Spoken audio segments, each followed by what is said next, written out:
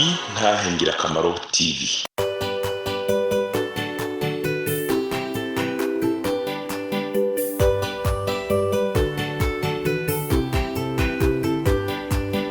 Umwami Yesu arindeze niwatanga amajambo umunyabyaha ngo renguka wumva iby'ubugingo atugirira ubuntu akatwiyegereza amajambo meza cyane yo kunera umunezero niyo meza ndayakunda ntahatanezera. Bakunzi b'Intahe Ngirakamaro TV, turabaramukije turabahaye mwaramutse mu izina rya Kristo Yesu. Ni Fabrice nimfasha muri ko muravugana nk'uko bisanzwe, ngarutse mu gice kigira indwi ca gitabo kigira kabiri c'ingenzi kivugwamwo amakuru ya mu Kristokazi, ni kuvuga mu Kristo. Mumaze kumva ko mu Kristo amaze gupfa mukiwe yahavuye yihana n'abana biwe, nabo batangura urugendo rugana Isiyoni rugana mu ijuru. Ibigereranywa nk'uko umugore ashobora gukizwa tanzwe ubwa mbere n'umugabo wiwe.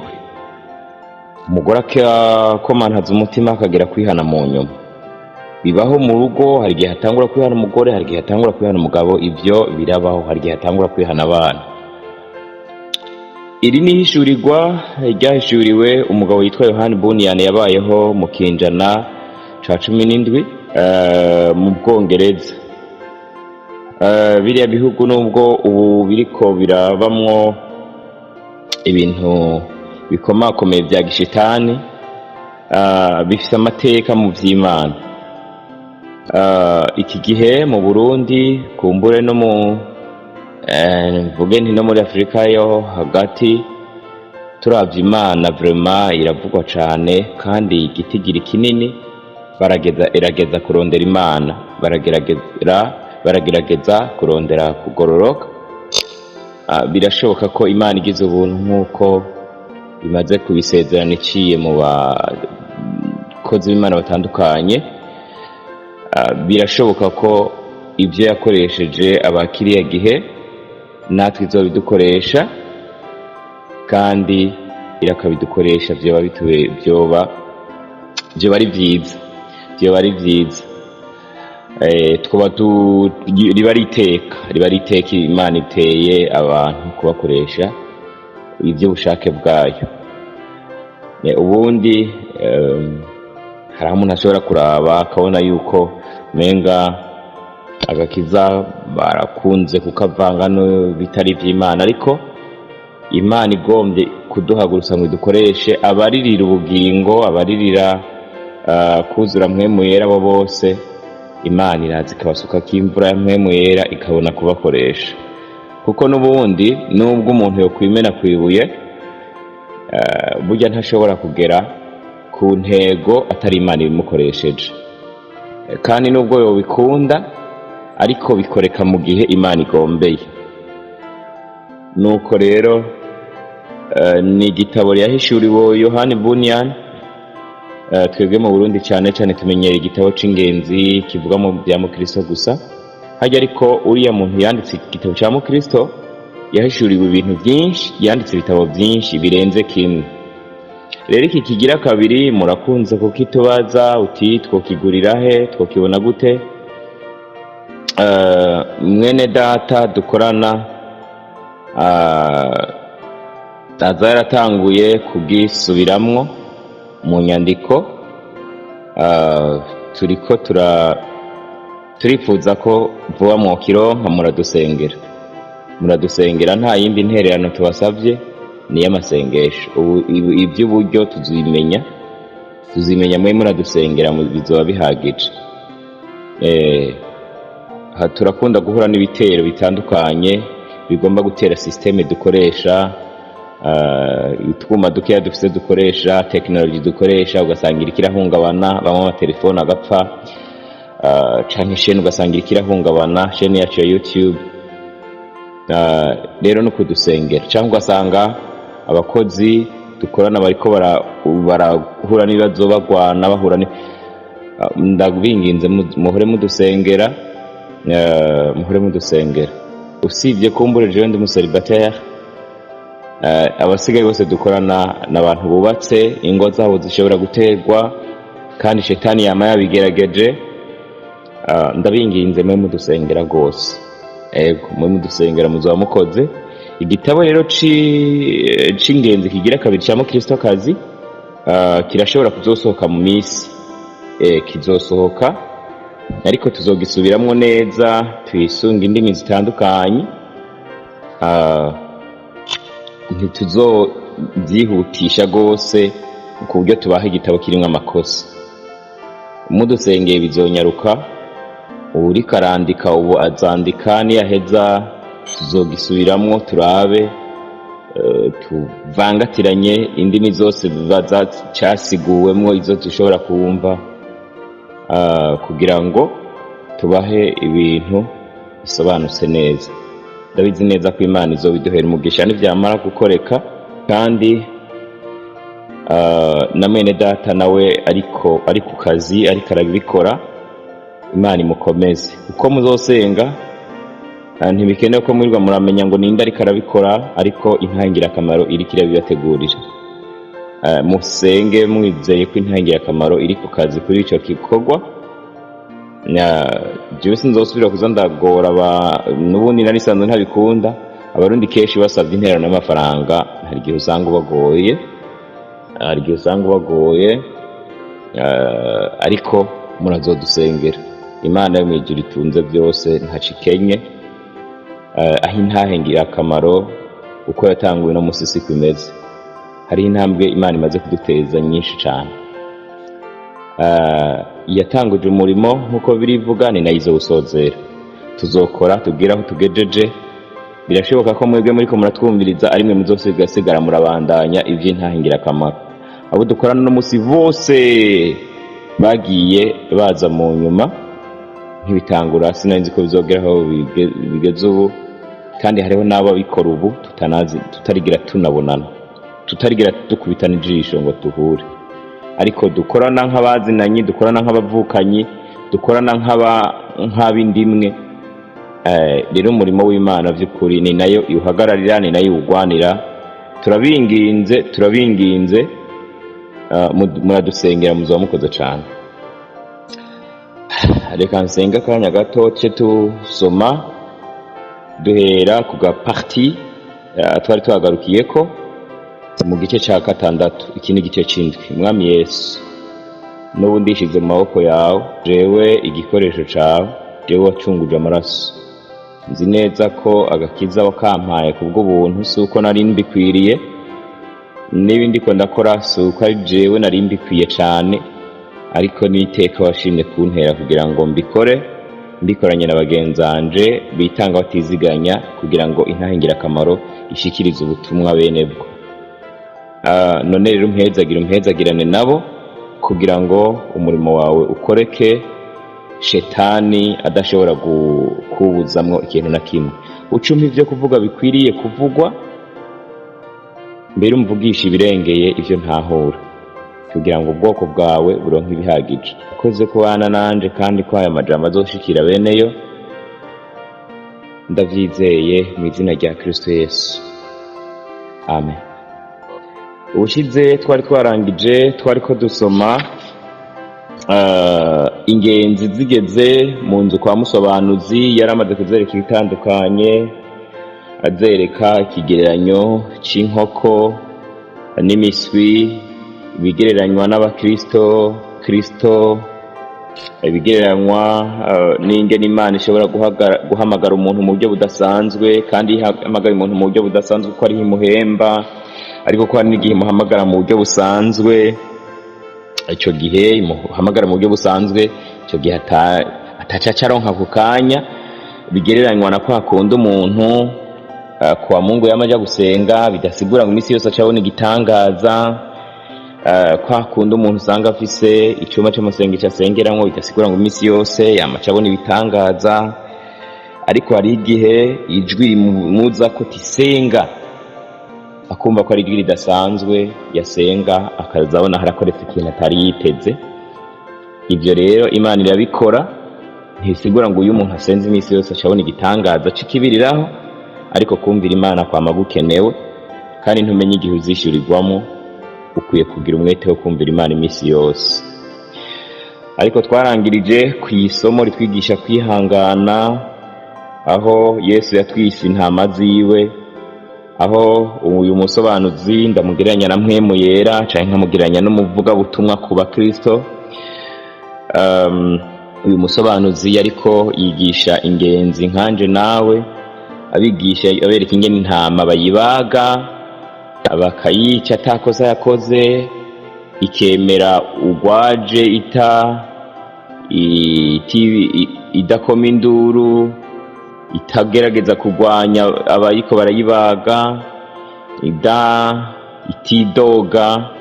Bigereranywa umusobanuzi canke impwemu yera yaciye avuga ko natwe dukwiye kwihanganira akarenganyo dutekereje, tutivumbura. Nagerageje gusigura nerekana ko umuntu adakwiye kwivumbura mu ishengero, gusohoka ishengero ngo bamurenganije, ngo abarongozi batwaza amanyama, ibintu mwe n'ivyo. Nivyo navuze, nibyo twavuzemo, nibyo twigishijwe ngaha, ko mpwemu yera canke umusobanuzi yaciye avuga ngo mwibuke ko namwe Yesu yabise intama ziwe. Bisobanura ko mukwiye kwihangana. Aho rero ngeze ubu, naho yaciye abajana ahandi hantu kugira abigisha ibindi. Abatatumvise ibice vya mbere turabatumira kuvyumviriza kuri ino chaîne yacu ya YouTube. Mwandike Mukristokazi, muca mubibona Mukristokazi. Ego ibice byatanguye muca mubibona. Ego hanyuma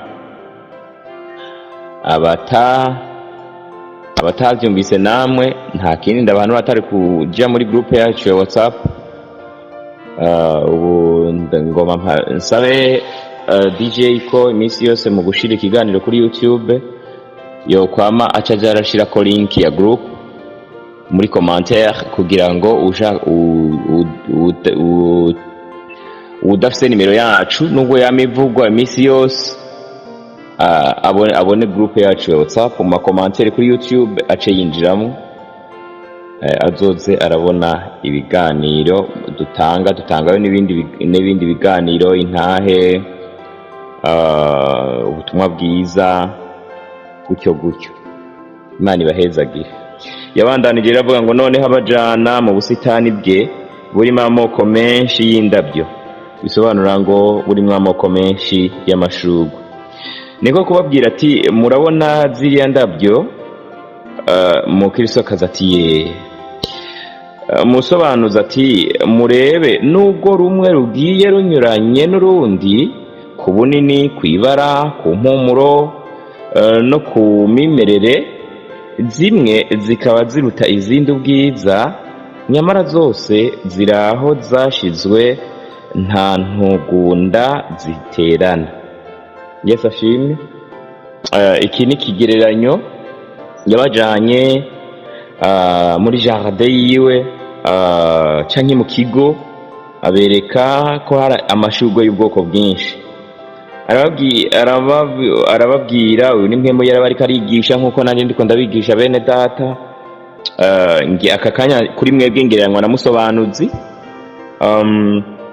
kandi mpwemu yera niya caca ku ruhande muriko murumviriza akagenda batahuza, niba abaye musobanuzi andenze, kuko n'ubundi niwe mufasha wacu, niwe mufasha wanje muri ibindi ko ndakora, kandi mamwungutse cyane. Ni navyo ndamusabye ko muriko murumviriza bagenda batahuza.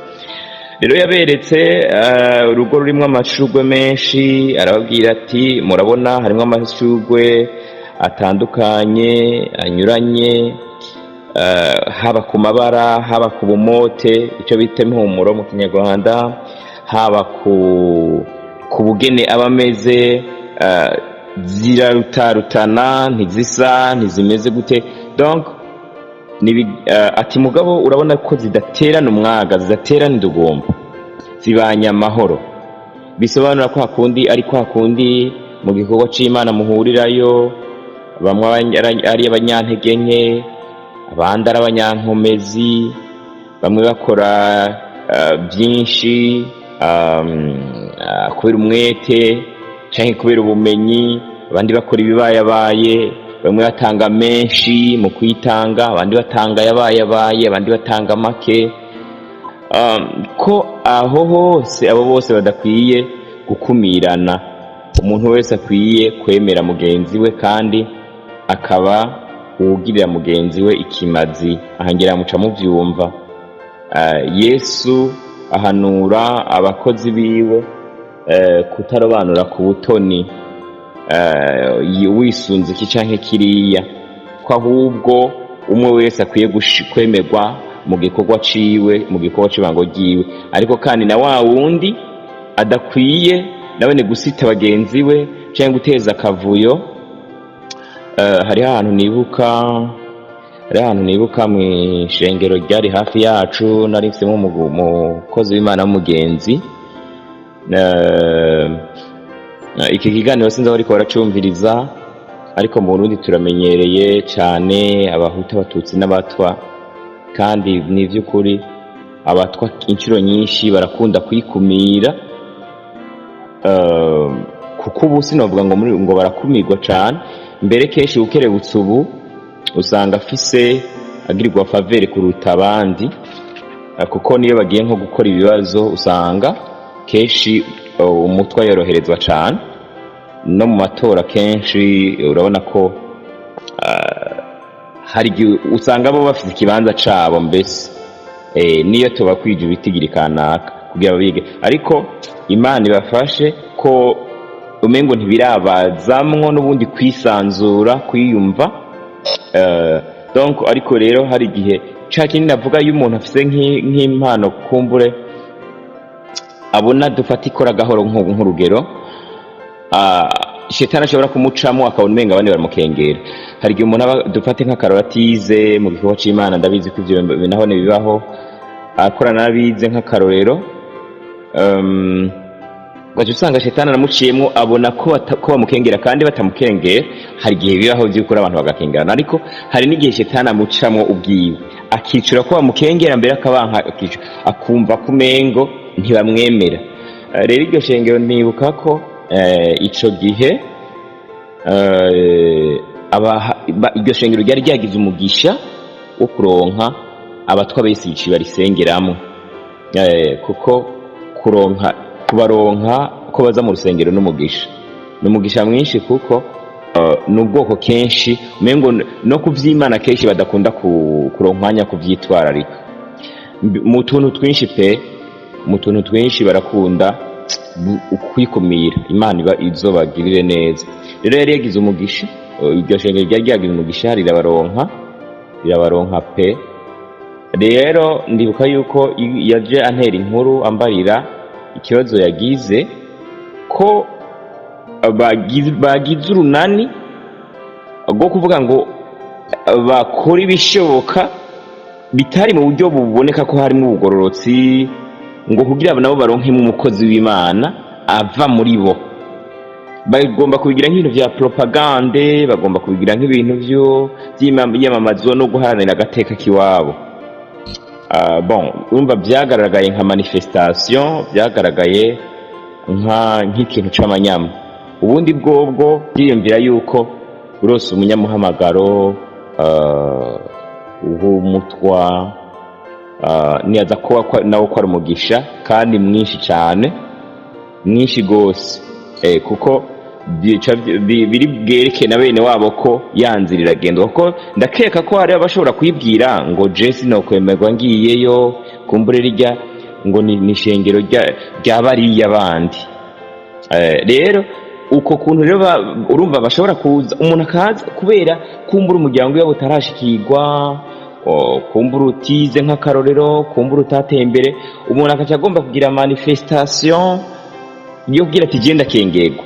Donc mwijambo rimwe aha hantu kuri ana mashugwe musobanuzi yari kabigisha ko rwaba ururavyo rumota cane, rwaba urutamota cane, ko yose akwiye kubana mu mahoro agiriranira ikimazi.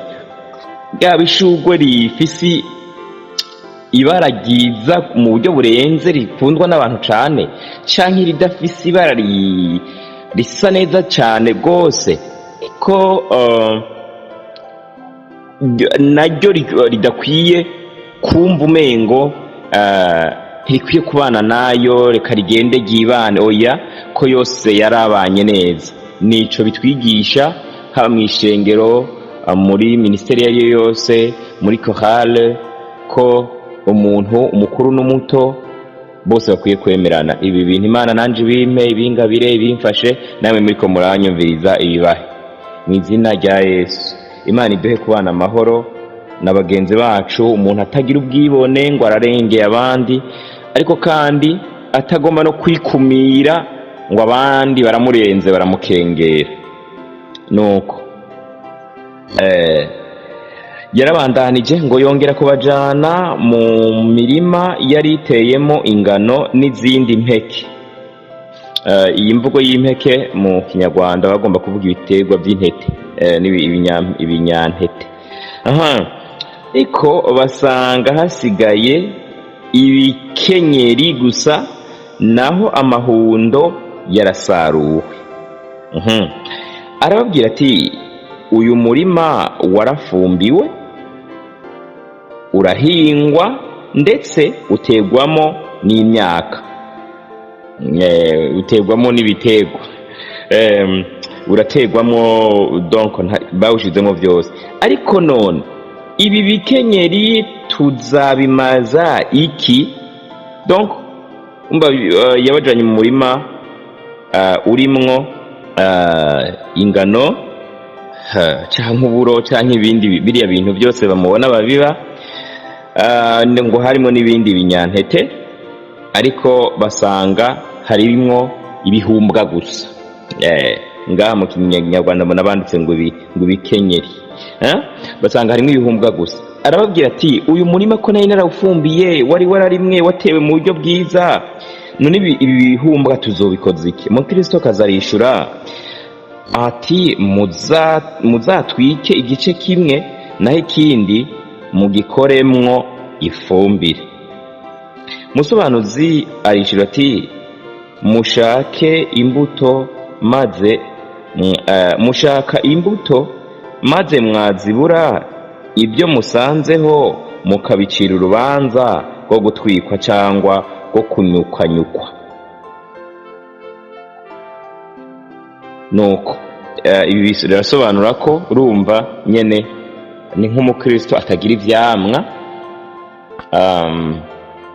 umukristo atagira ivyamwa nkaho urumva nyene ni nka wa muzabibu nyene utama ngo uzocibwa utegwe mu muriro. Imana irinde umukristo kuba atagira ivyamwa. Hariho umukristo by'ukuri usanga agenda, reka ndabashingira intahe gatoya.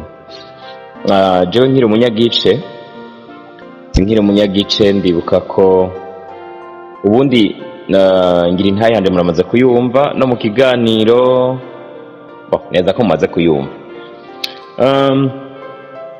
Kandi mu rukurikirane rw'ibiganiro ndiko ndakora byo kumva no kumvira umuhamagaro w'Imana, nubwo ntaherutse, nariko ndakomeza mvugamo n'intahe yanje, ariko nahereye cyane cyane kuntu nahamagawe. Sinabuze kahise ntarakizwa, ariko ngo nari narabivuze, ndaza ko mubizi. Inshinga intahe ko igihe naza kuri Yesu by'ukuri naje mbikunze, sinigeze ngaragara nk'umuntu yabijemo atabishaka, ari ugusunikwa. Niyaza ko nabagiye banyigisha igice canke bandera, niyaza ko ivyo bo bishingira intahe. Rero ndi kuri iki kintu c'abakristo batama imbuto, batama ivyamwa. Rero ni uko umuntu yajaca iruhande y'iwacu. Je nakirirwe muri lycée, ico gihe nari muri vacances, ariko umugoroba tuba kwibarabara, adusanga mwibarabara, aramenyamwo bakuru banje, jewe ntiyamenye. Bakuru banje barigana, basanze turi kumwe, dusanga turiko tuvuga ivy'Imana. Twariko urabona umuntu kenshi umuntu agikizwa aranezerwa no kuganira n'abagenzi be ku by'Imana, kandi kenshi hari igihe baganira umengo bariko baraharira.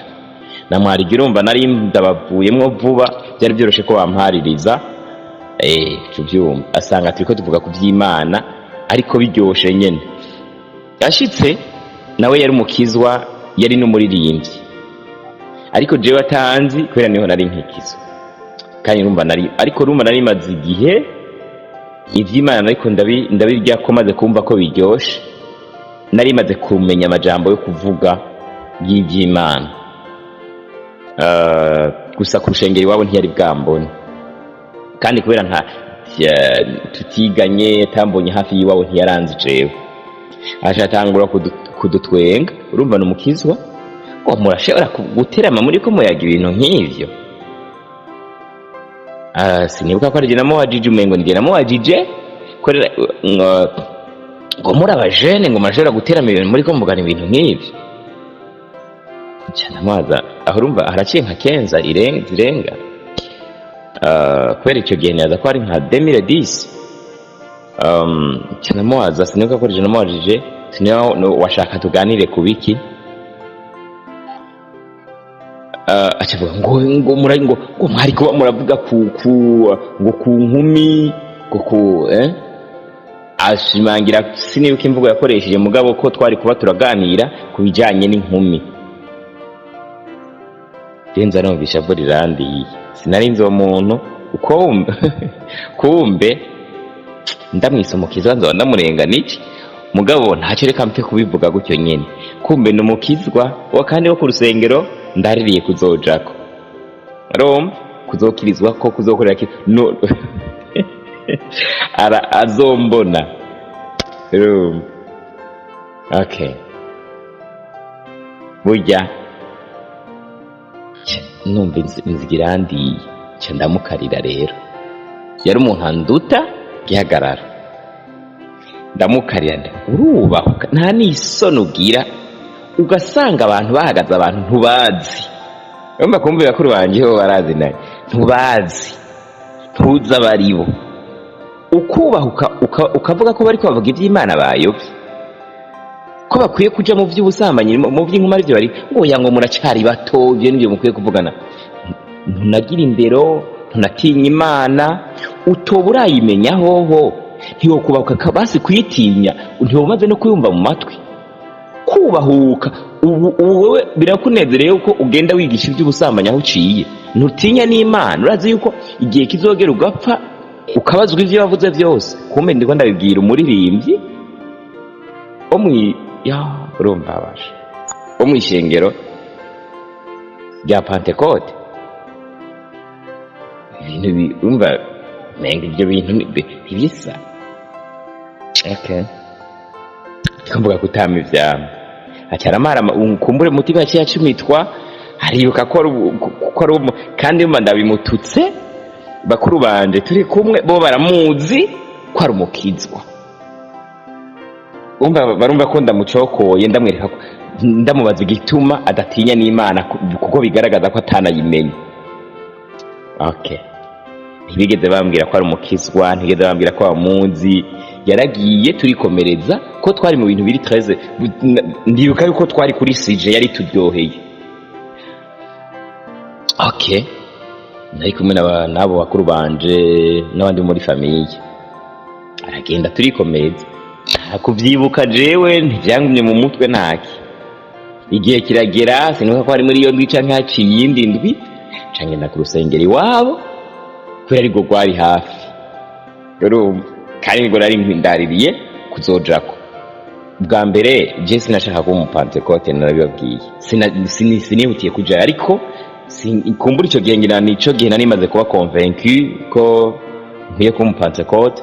Narababwiye ingene vyagenze kugira mu Pentecote. Ndagendayo rero mpagurutse mu bashitsi no, ahubwo njya ntiyambonye mu bashitsi.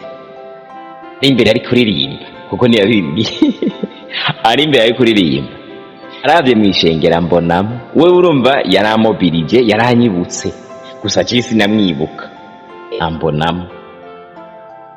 Urumva arajoba arakanya, sinzi ko yarose ikishikaye kuvuga jewe sinabonye uko yarayagishije sinamukurikiranye ko sinari ndamuzi kamiga here acha nza mbona hagiye yondi turi twasohotse kuko urumva barampagurukije mengo barampaye n'umwanya ndavuga donc arabona ko yafashwe afatanywe itonga kandi yamenye ko ndi n'umunyagici ngumva kubera nayo namubwiye iby'Imana byishingira yagize ati ngira ahubwo ndabimazemo igihe sinzi yo acaraza ngumva barire ngo no kurungira imbabazi binini byinshi maze ntiwangize iki jewe wangize iki ngo nukuri uwumva wewe yaracumiswe mu mutima abona ko ibyo bintu nagumye ndavyibuka nimba yagize ati ndonamureka nimba yagize ntumbaze jewe wangize iki ga ngo urumva ngo wa munsi ntuyuhe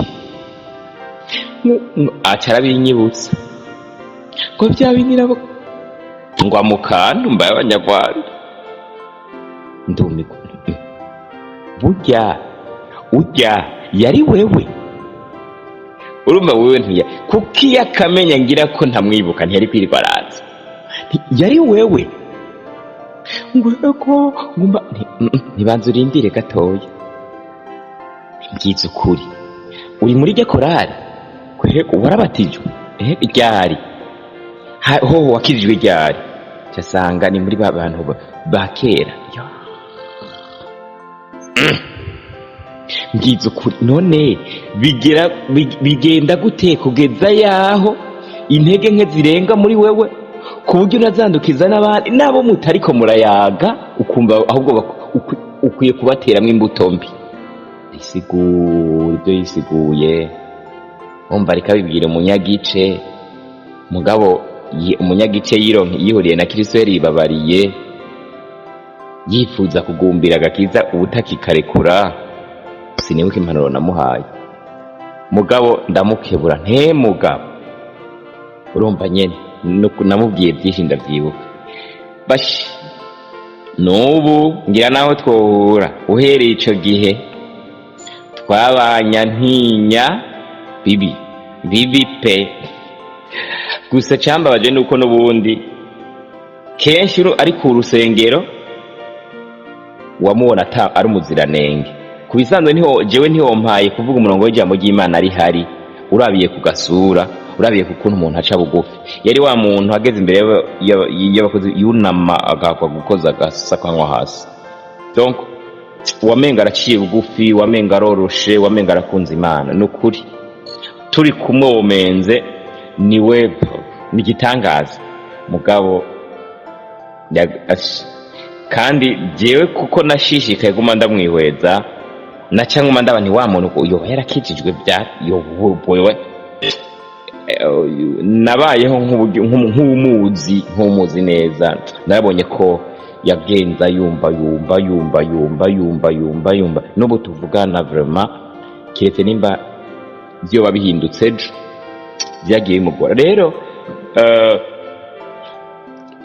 igiti kitama nubwo coba kibana n'ibindi vyama igihe nicagera kizocibwa turigwe giturigwe abavuze ko giturirwa cyangwa gice kifumbire mugabo urumva ko ntikizoshirwa mu kigega kigeranwa n'ubwami bw'Imana ndabahanura rero ko kwama ivyamwa kandi umuntu wese yisengere kugira ngo agire ivyamwa bihembura abandi akakiza Yesu yaduhaye murabizi ko yakarose bimugoye murabizi ko atarako bamufumbatishije ngo akaduhe murabizi ko atarako yagiye kurotira muri banki yaragakubitiwe yaragatukiwe yarakabambiwe yarakababarijwe yarakarenganirijweko rero ico kiguzi yarishe twari dukwiye kukiriha kumwizera no kumwumvira ni ivy'ukuri Yesu nta kindi kintu adushaka ko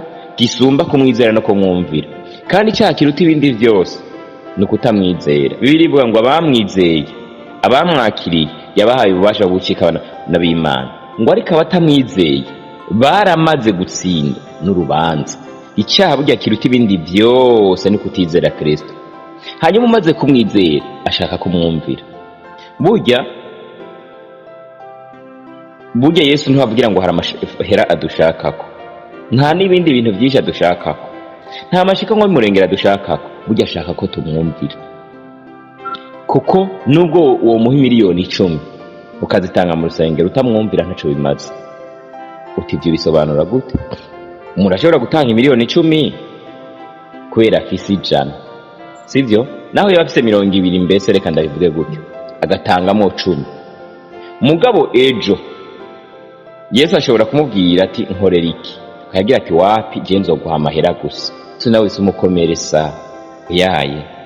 Kuko iyo umwumvira n'ibyo by'amafaranga ni uzona bitanga utagonanwa, n'igikorwa c'Imana kitazoja mwirinde, kandi wewe Yesu warahezagiwe. Igihambaye rero se amafaranga yawe, igihambaye ni wewe. Hari umuntu nigeze kubimubwira bica biramutsitaza, caranshwanira arantuka. Uwo muntu ndamwibuka, reka ndakavuge kuko ntihobura uko gafasha. Nzaniye ikigira 10, azanye ikigira 10, ariko kuko nari nzi yuko amazi iminsi yarasubiye inyuma mu vy'Imana, ndamubwira ntariko rero mugenzi, nubwo uzanye ikigira 10 umenye ko ukwiye gusenga kugira ngo usubire mu mwanya wawe mwiza, kuko aya mahera, kandi yarazanye amahera menshi kweri, aya mahera nubwo yazanye, Kristo Yesu ashaka wewe gusumba uko ashaka no mafaranga. Ngo ngurumva rero ngo wewe ngo ibyo utanguye ngo kandi we niko wama, ngo kandi we niko wa none ibyo biragutsitaje nkubwiye yuko wewe Kristo Yesu agushaka gusumba n'amafaranga. Erega wewe none ndakubaza kandi wewe n'aya mahera nindazimvye kuri Yesu, ngo renga ibyo jena byarangiye ndamubwiye ntibasimbabarira, ngije imbabazi basi. Ariko jewe ivyo bivuga kuko Yesu yabinyigishije kandi yabimbwiye. Muri cyagihe nariko ndamugora kumwumvira kubera ubukene bwari bwinshi, hamwe hagomba kuzana raison. Ibi ndiko ndavuga mu mwarabyumvise canke muzovyumva muri cya kigwa cyo kumva no kumvira umuhamagaro w'Imana. Ndiko ngerageza kuzana amahezo yuko nta mikoro mfise, Imana yaranyankiye gukora akazi, ndakenye. Imana yabwiye ati Fabrice, wewe nta mahera yawe nkeneye, we amahera nina yagura yarya, we unyumvire, we nkeneye wewe. Ariko byumve neza, ntibisigura ko ndayarose ntakorera Imana, ndayikorera pe, kandi abo twagiye tubana hariho hose barabizi ko ata mahera numirako ngo umurimo w'Imana uje mwirinda, ahubwo mfuma ndawukora jenyene hako uja mwirinde, kuko ivyo ntunze byose nivyo umukiza wanje. Mbere byo na jewe turaba mukiza. Kandi abanzi barazi kwica ivyo vyigwa nakunze kubyigisha gose, ko jewe nivyo ntunze turaba mukiza. Mugabo iryo jambo Yesu yambwiye ntibisigura umva ko natanga amafaranga mu murimo w'Imana. Mugabo nubwo no yatanga ntashobora gucungura agatwe kanje aragakeneye gusumba amahera yanje, kandi ku muntu wese niko bimeze. Uwo muntu mbimurakaje naramusabye imbabazi, mbabarira, kuko urumva nari mbonye nyene ko agiye hejuru atavyumva. Hari abantu biyumvira yuko Yesu akeneye amahera yabo gusumba no mu bikorwa by'Imana. Gira ati Yesu nzotanga amahera, no gusenga wasanga asiba uko yigombeye, kubera agira ati igikorwa kintu mugiye muze mumbwire. Ariko bakunzi banje, bakunzi bene data, amahera ntashobora gucungura ubugingo bw'umuntu. Ubugingo bw'umuntu nibwo buzimvye gusumba amatungo yiwe. Uwo mutunzi yamaze igihe kirekire ari umutunzi wa mbere ku isi, yitwa Bill Gates. Sinzi ko ivyo ariko arakora yoba biterwa kumbure n'agakiza. Hari ingingo aheruka gufata zanryoheye, arafise amafondation canke amashirahamwe yashinze y'ubugira neza. Arafise igitwa Gates Foundation, arafise n'irindi gitirirwa umugore wiwe, nuko ndamwibagiye. Donc kandi aheruka kuvuga ko inyuma y'imyaka umengo 20 yifuza ko ubutunzi bwiwe bwose azobugabira abantu, cyane cyane ko imiliyaridi 20 yifuza kuzoziha Afrika, ko atifuza ngo ko azopfa yitwa umugwizatunga wo ku rwego rw'isi. Ico kintu kiraryoshe iyo sinzi by'ukuri kwizera kwiwe uko kumeze, mugabo biraryoshe ko umukristo igihambaye suko witwa akatabonetse mu butunzi, ko uri umubayere wa mbere mu rusengero. Igihambaye nuko ubugingo bwawe buha Imana, nuko buha Imana. Imana ishaka wewe gusumba amafaranga yawe. Iki kiganiro ndagituye abadandaza bose n'abantu bafite amafaranga menshi. Ndabaramukije yemwe badandaza namwe bagwiza tunga. Imana yarakoze kubahezagira kandi bakomeze. Ibi bintu byose mwotanga ku Mana bizoba bimeze nk'imari imwe rivuye kiyaga, ubutunzi mufise bugeranywa n'ikiyaga. Byo ntibishobora kwitwa, kuko umutunzi umutaye munini mufise ni mwebwe ubwanyu. Nubwo ufite ibifaranga byinshi kuri konti, nubwo bitanga byose, ibyo ntibyocungura agatwe kawe. Umutahu uremereye gose ni wewe urasumba ibyo utunze byose. Nico gituma Yesu ashaka wewe gusumba ibintu. Ntukiyumvire rero ko ushobora gutanga amahera ngo ayo mahera aragusubirira. Oya, ahubwo yatange mugabo uyaherekeze, kandi inyuma y'urupfu naho yo niyo azoguherekeza, kubera uzoba bikoranye urukundo. Nariko ngerageza gusobanura iki kintu yaberetse cy'uyu murima wari uteyemwo ibintu, ariko kandi barashyizemo ifumbire yose, nkuko n'uno munsi ubutumwa buvugwa mu buryo buhagije. Ibi bigeranywa n'ifumbire. Ubutumwa turababwiye bugeranywa n'ifumbire turiko turafumbira muri mwebwe, ni mwebwe mugeranywa n'umurima. Imbuto nayo ni ijambo ry'Imana. Rero igihe muzosangwa mutamye kandi mwumva dufata umwanya ukwiye wo kugira ngo tubigishe, tukamera gushyiramo amamega tutayashyiremo gukora ikindi, ari kugira ngo muronke ubutumwa, sinifuza ko muzociga urubanza rwo guturigwa cyangwa guhindurwa ifumbire kubera mwase kwama. Ahubwo ni mwame cyane, tuze duhurire mu ijuru. Imana idufashe. Yesu abahezagira. Aha rero baragarutse, wabona inyamanza ifise igitangurirwa mu kanwa. Mu Kinyarwanda cyitangwa igitagangurirwa. Musobanuzi aravuga ati nimurebe. Barareba. Mbabazi aratangara, ariko Mukristokazi aravuga ati mbega ngo inyamanza iraseba cyangwa iramaramara cyangwa irateye isoni.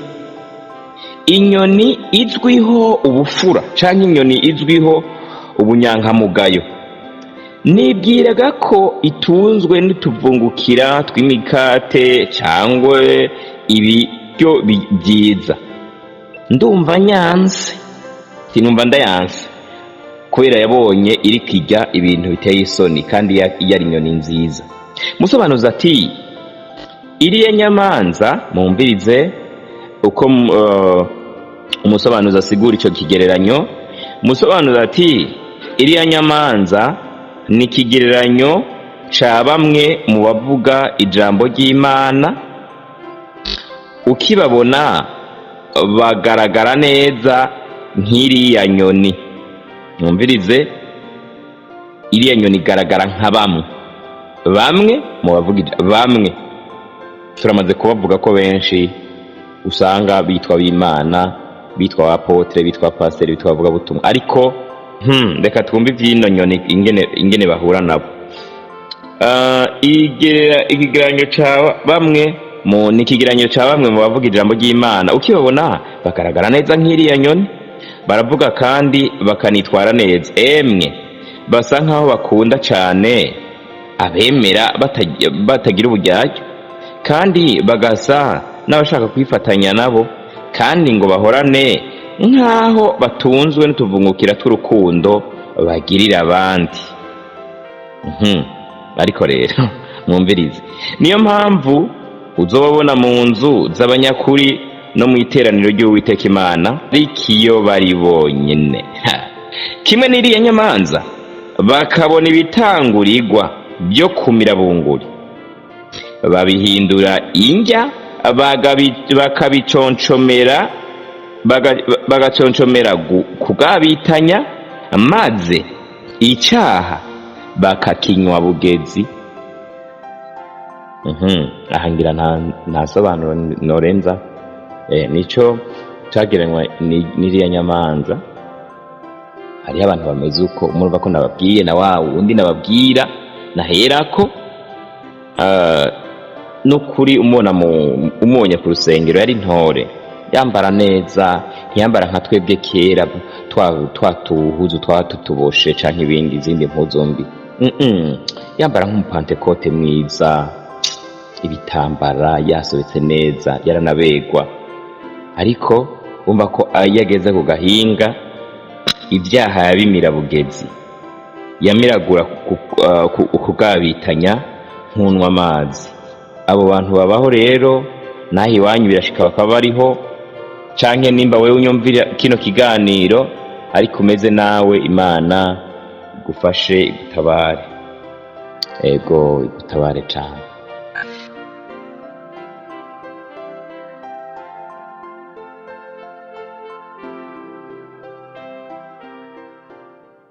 Ukaba nawe ufise intahe bifuza gutanga cyangwa izindi nyigisho cyangwa ugomba kuduhuza n'ubifise, twandikire kuri ino nimero ya WhatsApp 68 884 981 68 804 canke 68 42 14 47 68 42 14 47. Kaze twiteze intahe zivuye muri mwebwe kugira natwe tuzisangiza abandi. Izina rya Yesu rirusheho guhabwa icubahiro. Kaze, Imana ibahezagire. Niyo meza ndayakunda.